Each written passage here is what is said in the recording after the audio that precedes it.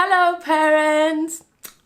This one is for the children, so hand them over the phone. We're going to do some singing and read a book. Hello children, it's me, Miss Mema again. We're going to sing some songs and we're going to read some of our favourite books that we read in our classroom. So if you are in my classroom, hello! I miss you guys so much. If you're not in my classroom and you've never seen this face before, it's fine. Let's sing together and have fun. Okay, can you rub your fingers together? My fingers need some exercise, exercise, exercise. My fingers need some exercise. Can you touch your wrist? My wrist needs some exercise, exercise, exercise. My wrist needs some exercise. Can you touch your elbow?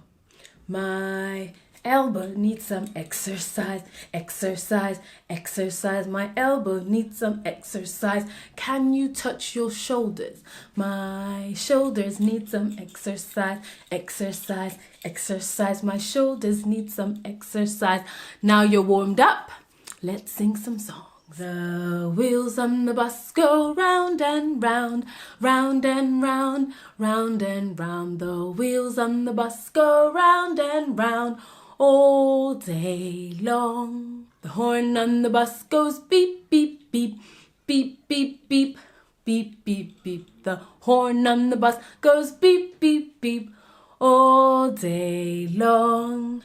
The wipers on the bus go swish, swish, swish, swish, swish, swish, swish, swish, swish. The wipers on the bus go swish, swish, swish all day long. Everybody on the bus goes chatter, chatter, chatter, chatter, chatter, chatter, chatter, chatter, chatter. Everybody on the bus goes chatter, chatter, chatter all day long. The children on the bus says, are we there yet?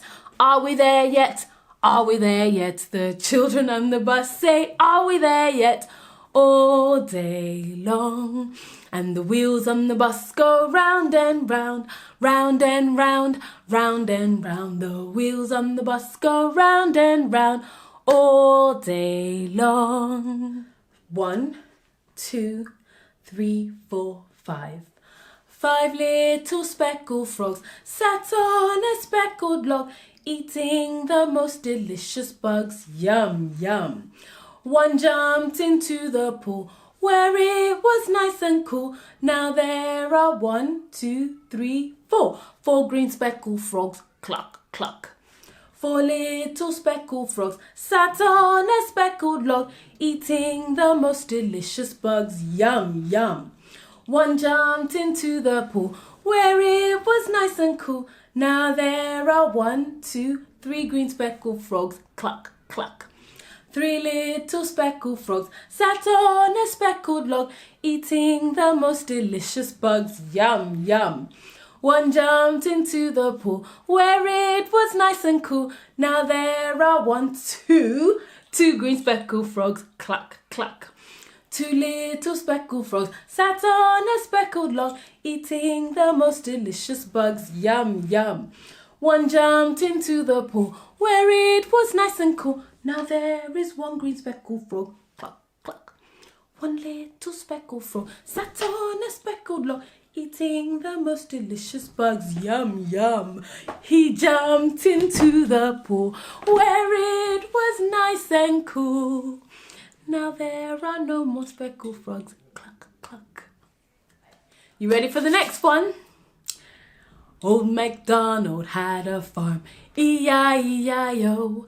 And on that farm he had a dog, E-I-E-I-O.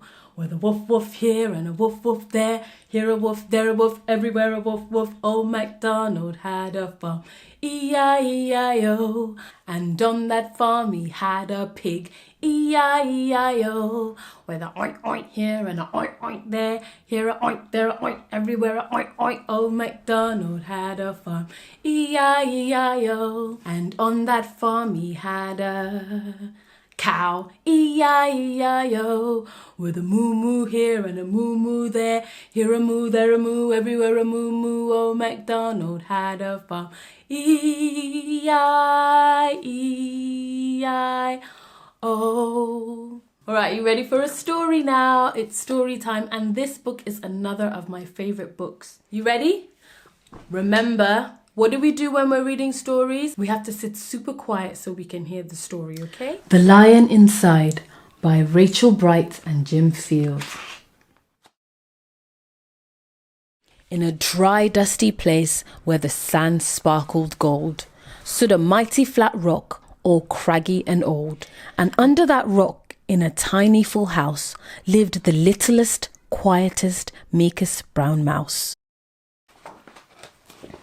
He was so very tiny, so incredibly small, that nobody noticed him ever at all. He got trod on and sat on and missed out for stuff. Ignored and forgotten, yes, mouse life was tough. Meanwhile, far above, on top of the rock, times were quite different. It was lion o'clock.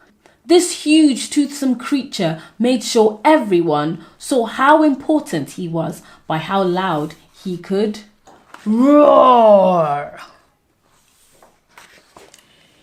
He was head of the pack. He was shouty and tough. He loved showing the crowd he was made of strong stuff. Yes, all were impressed by his mighty king cat. If only, thought Mouse, I could be more like that. Then late one dark night, in his Minnie Mouse bed, the cleverest thought popped into his head. He jumped from the covers and held up a paw. I've got it, he said. What I need is a roar. I mean, what if this mouse with the weeniest squeak was a little more grrr and a little less meek? Well, he'd still be the smallest of fuzzy brown mice. But he'd make friends and join in, and life would be nice. Yes, thought the mouse, I must find out how. I will learn how to roar, and I will learn it now.